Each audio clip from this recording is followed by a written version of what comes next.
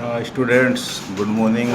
आज मैं जिस विषय की आपसे डिस्कस करना चाहता हूँ वो विषय है कि क्या इतिहास विज्ञान है या आर्ट। इसी का पहला जो एपिसोड है मैंने यूट्यूब पे डाल दिया है। तो पहले एपिसोड में हमने डिस्कस किया था कि क्या इतिहास विज्ञान है। तो पहले में हमने सिद्ध किया था कि इतिहास को जो आर्ट बताते हैं, तो उस आर्ट के पक्ष में मैंने कुछ बिंदु बताए थे कि कुछ इतिहासकार कैसे इतिहास को आर्ट मानते हैं। लेकिन आज मैं आपको बताऊंगा कि कुछ इतिहासकार इतिहास को कैसे विज्ञान कहते हैं, और विज्ञान कहने में इसमें क्या क्या एक तरह से क्या क्या पॉइंट्स हैं। तो पहला जो पॉइंट है वो यही है कि विज्ञान इसलिए माना जाता है क्योंकि आजकल देख रहे हैं हम कि सारा का सारा जो विषय हैं, सब सारे के सारे विषय जो हैं वो इंटरडिसिप्लिनरी हो चुके हैं। एक विषय दूसरे विषय के बिना अधूरा है, और प्रत्येक विषय ने अपना उच्चतम स्तर अकादमिक स्तर पर या एकेडमिक लेवल पे प्राप्त कर लिया है। और वो आप ऐसे देख सकते हैं कि इतिहास में भी जैसे साइंस में tools and labs and what you can say प्रयोगशालाएं होती हैं, इसी तरह से इतिहास में भी टूल्स हैं, टेक्निक्स हैं और लैब्स हैं। जैसे इतिहास की प्रयोगशाला देखिए क्या क्या चीज़ें हो सकती हैं। अगर हम बात करें तो उसमें पुस्तकालय है जिसको लाइब्रेरी कह सकते हैं, आर्काइव्स हैं, अभिलेखागार कहते हैं जिनको, और एक तरह से संग्रहालय हैं जिसको म्यूज़ियम कहते हैं। फिर इस तरह से एपिग्राफी है जिसको अभिलेख शास्त्र कहते हैं। फिर एक तरह से आर्कियोलॉजी है जिसको पुरातत्व शास्त्र कहते हैं। फिर इसी तरह से रेडियो कार्बन विधि है। रेडियो कार्बन विधि ये है कि ये तो बिल्कुल लेटेस्ट बहुत बड़ा डेवलपमेंट हुआ है इतिहास में, कि हम जिस तरह से कोई अवशेष है उसके बारे में जानना चाहते हैं कि ये कितना पुराना है, कितना नया है, कब ये दबा है पृथ्वी के नीचे, तो इसकी जो आयु है वो रेडियो कार्बन डेटिंग से निकाली जाती है। और वो पूरी की पूरी एक क्या कहते हैं विज्ञान आधारित परंपरा है, और उसे हमें लेबोरेटरी में भेजना पड़ता है तब वहाँ से वो टेस्ट होके आती हैं। तो इसी तरह से संग्रहालय है। अब आप देखिए कि संग्रहालय बड़े बड़े पूरी दुनिया में इतने, Indian national museum Indira Gandhi Delhi में है, सलारजंग म्यूज़ियम जो है वो हैदराबाद में है, रोम में कितने बड़े बड़े म्यूज़ियम हैं, इजिप्ट में म्यूज़ियम हैं। और हर देश में जो पुरातत्व रूप से या जिसकी कल्चर मजबूत रही है, मथुरा में मथुरा कला का, गांधार कला का तक्षशिला में बहुत बड़ा संग्रहालय है। तो बच्चे जब संग्रहालय जाते हैं तो उसका अध्ययन करते हैं, या तो उसमें एक रोचकता बहुत होती है। तो उसी तरह से पांडुलिपियों का अध्ययन है, कितने हज़ार साल पुरानी जो हमारी पांडुलिपियां हैं वो रखी हुई हैं उसमें संग्रहालयों में, और उनको प्रिजर्व कैसे किया जाता है, कौन सा केमिकल लगता है उसमें, उनको कैसे हम ज़्यादा दिन तक रख सकते हैं, ये अध्ययन है। और इसी तरह से न्यूमिस्मेटिक्स है जिसको मुद्रा शास्त्र बोलते हैं। मुद्रा शास्त्र में क्या होता है कि मुद्राओं का अध्ययन किया जाता है कि कोई मुद्रा कितनी पुरानी है, किस मुद्रा की क्या कीमत है, कौन मुद्रा कौन सी धातु से बनी है, मेटल्स कौन कौन से हैं, अलॉय है, ये मेटल है, प्योर मेटल है, सोने की है, ब्रोंज की है, ब्रास की है।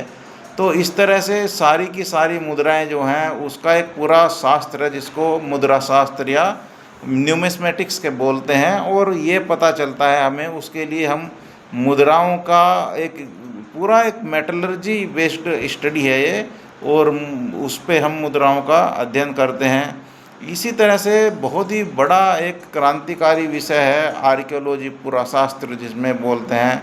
और पुरातत्व शास्त्र में ही ये सारे समाये हुए हैं, अभिलेख वगैरह और एपिग्राफी। अब देखिए अभिलेखों का रख रखाव, अभिलेखों का अध्ययन, अब कितनी मेहनत लगती है अभिलेखों के अध्ययन में। जेम्स प्रिंसेप ने कितनी मेहनत करी है, फिर उनके अध्ययन जो हैं अब भारतीय भी करने लगे हैं। इसी तरह से जो दूसरा एक कारण है कि बायोलॉजी, एंथ्रोपोलॉजी और बॉटनी से भी या पीलियो बॉटनी से भी इसको जोड़ा जाता है तो बायोलॉजी से जो जोड़ा जाता है वो उसमें एंथ्रोपोलॉजी एक विषय है जिसको कि एक तरह से विकास का विज्ञान कहा जाता है, मानव के विकास का। तो एंथ्रोपोलॉजी में हम देखते हैं कि मानव का विकास कैसे हुआ, स्पीसीज कैसे बनी, पृथ्वी कब बनी, पृथ्वी पर जीवन कब शुरू हुआ। तो आप देखें कि अगर हम सच्चाई में देखें तो literary part of the history is near about 0.0001%, and archaeological section and anthropological section of the history is near about 99.99% जो है वो हम एंथ्रोपोलॉजिकल या वैसा सब्जेक्ट पढ़ते हैं। तो मेरा कहने का मतलब ये है कि इतने बड़े विषय को अगर हम इसमें देखें, और आजकल तो आप देखते हैं रिसर्च में पीएचडी हो रही हैं, उसमें इंटरडिसिप्लिनरी अप्रोच अपनाई जा रही हैं।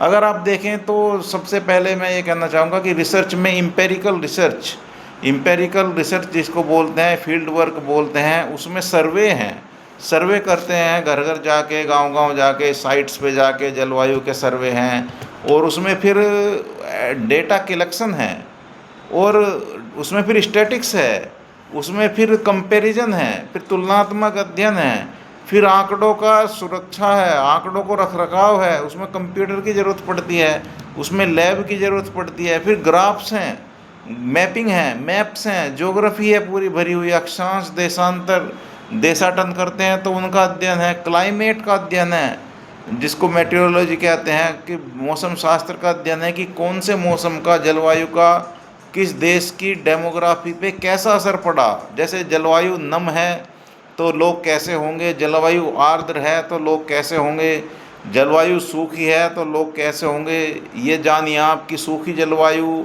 और रेगिस्तानी जलवायु से प्रवास बहुत होता है, तो सारी दुनिया के जो माइग्रेशन है वो सारे के सारे माइग्रेशन जो हैं वो उससे हुए हैं, क्या कहते हैं उसको, वो सारे के सारे सूखी जलवायु से, और सूखी जलवायु से वो नम जलवायु में जाते हैं लोग। आज भी यही परंपरा चलती है। तो रिसोर्सेज का पूरा स्टडी है, और इसको टोपोग्राफी भी बोलते हैं अंग्रेजी में। तो उससे तात्पर्य है कि पहाड़ी लोग होंगे तो उनकी क्षमता ज़्यादा होगी और वो लड़ने में ज़्यादा होंगे, क्योंकि उनका सर्वाइवल का जो वो है मैनेजमेंट वो हमसे ज़्यादा अच्छा है। जबकि मैदानी लोग जो हैं वो लंबे तकड़े हट्टे कट्टे पुष्ट होते हैं। तो कहने का मेरा मतलब ये है कि आप एंथ्रोपोलॉजी और ये सब जो हैं जुड़े हुए हैं। अब दूसरा जो मुद्दा इसमें आता है कि क्या इतिहास में भविष्यवाणियाँ संभव हैं। तो डियर स्टूडेंट्स, मैं तो कहूँगा कि बिल्कुल संभव है भविष्यवाणी, लेकिन साइंस की तरह 100% ऑब्जेक्टिविटी तो नहीं होगा कि H2+O = वाटर 100%। लेकिन इतना ज़रूर है कि इतिहास विषय को पढ़कर हम बहुत सारी भविष्यवाणियाँ कर सकते हैं। जैसे कि मैंने पहली वीडियो में भी बताया था कि democracy is the good government in comparison of the authoritarian government और डिक्टेटरशिप। ये एक सत्य है, और ये सत्य 99% ठीक है कि तानाशाह सरकारों से लोकतांत्रिक सरकारें कहीं अच्छा हैं, और वो अच्छा कर रही हैं। और वो सरकारें जो हैं वो आज उन देशों में जाइए आप, तो जहाँ तानाशाही है वहाँ के लोग में, और जहाँ डेमोक्रेसी है, लिबरल गवर्नमेंट्स हैं, वो अच्छा है, उदारवाद अच्छा है, ग्लोबलाइजेशन कुछ मायनों में बहुत अच्छा है, और ये क्या कहते हैं, ट्रेड और व्यापार, बाजार, मुद्रा और ये सब चीज़ें अच्छी हैं। तो ये चीज़ें, ये कहना कि किसी देश में इन चीज़ों को प्रमोट किया जा सकता है तो अच्छी चीज़ें हैं। और भविष्यवाणी, अगर आप धर्मांध हैं, अगर आप डिक्टेटर हैं, और अगर आपका रूल करने का ढंग जो है वो फंडामेंटलिस्ट है, आप सामंती मानसिकता के हैं, तो निश्चय ही आपका देश नीचे जाएगा, आपका समाज आपका विरोध करेगा, और आप अच्छे शासक नहीं बन सकते। इसीलिए तो इसको लेबोरेटरी कहा जाता है बहुत से विषयों की, पर इतिहास को या पॉलिटिकल साइंस को। तो कहने का मतलब ये है कि इतिहास में भविष्यवाणियाँ बहुत हैं और हम कर सकते हैं। जैसे कि प्रथम विश्व युद्ध से जर्मनी उसने मित्र राष्ट्रों ने सबक नहीं लिया, उस पर बहुत बंदिशें लगाई, और फिर द्वितीय विश्व युद्ध हो गया। कुछ इतिहासकारों ने पहले घोषणा कर दी थी कि वर्साई की संधि के बाद 20 साल में ही युद्ध हो जाएगा, और एक्चुअल 20 साल में युद्ध हुआ। तो किसी को आप ज़रूरत से ज़्यादा सप्रेस करेंगे तो वो आपके खिलाफ उठेगा। तो ये भविष्यवाणी है और ये होता है। तो कहने का मेरा मतलब ये है कि इतने सारे हम भविष्यवाणी कर सकते हैं चीज़ों में, तो इतिहास में भी हम भविष्यवाणी 100% कर सकते हैं। इसी तरह से फिर क्या इतिहास एज ए सब्जेक्ट, कुछ लोग बोलते हैं कि इतिहास का अध्ययन क्यों करते हैं, क्या साइंस का अध्ययन तो इसलिए करते हैं कि ये तो जन कल्याण के लिए, उद्योग के लिए, रिसर्च के लिए और मानव सभ्यता के विकास के लिए।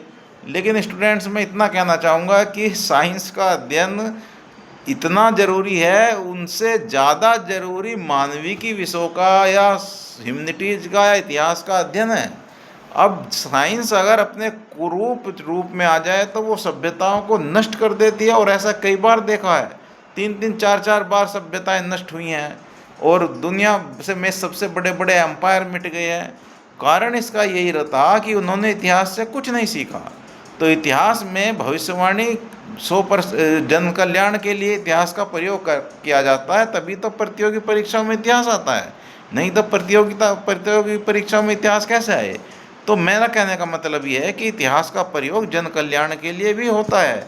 हम जन कल्याण के लिए, जैसे हमें अपने वेदों का इतिहास, उपनिषदों का इतिहास ये बच्चों को पढ़ाना पड़ेगा, तब वो पॉजिटिव सोचेंगे, तब उनमें पुरुषार्थ जागेगा, तब वो उनकी नकारात्मक ग्रंथि जो अंग्रेजी आक्रमण से, मुस्लिम आक्रमण से कम हुई है हमारी, वो उभर के आएगी। और बच्चे जो हैं, हम जर्मनी में भी तो ये हुआ था, जब जर्मनी हताश हो गया तो वहाँ पर कितने दार्शनिक हुए, नीत्शे हुआ, हीगल हुआ, मार्क्स हुआ और फिक्टे हुआ। उन्होंने वहाँ की सभ्यता को जगाया और लोगों से कहा कि भाई Germans are the great and they should survive. और उन्होंने 20 साल में दुनिया की सबसे बड़ी शक्ति बन गया जर्मन। ऐसे ही इंडिया में अगर हम ढंग से अपना पौराणिक इतिहास पढ़ाएं तो मैं दावे के साथ कह सकता हूं कि पौराणिक इतिहास में वो दम है कि बच्चों को अपना पुरुषार्थ मिलेगा। और पुरुषार्थ मिलते ही, भारतीय दर्शन पढ़ते ही लोग, आज पब्लिक स्कूल की कल्चर ने नेस्ते नामूद कर दिया है, इस देश को बिल्कुल ख़त्म कर दिया है, क्योंकि हमारे बच्चों का पुरुषार्थ खत्म हुआ है। हम पैदा होते ही भौतिकवाद पे लग गए हैं और भौतिकवाद से हमारा पतन शुरू होता है। हमें अध्यात्म नहीं सिखाया गया, हमारे मूल्य नहीं है, तो ये जन कल्याण ही तो है। तो स्टूडेंट्स मैं ये कहना चाहूँगा कि इतिहास सबसे ज़्यादा जन कल्याणकारी विषय है और इसको पढ़ाया जाना चाहिए as a science and as a art both. तो प्रसिद्ध जो इतिहासकार हैं जे.बी. बरी, उन्होंने कहा है कि history is science, no less no more. इसका मतलब ये है कि इतिहास विज्ञान है, ना कम ना अधिक। तो बिल्कुल history is the scientific subject. तो आपको आंसर में दोनों चीज़ देनी है और कंक्लूजन में ये लेना है कि इतिहास विज्ञान है, ना कम ना अधिक। ठीक है, ओके, थैंक यू।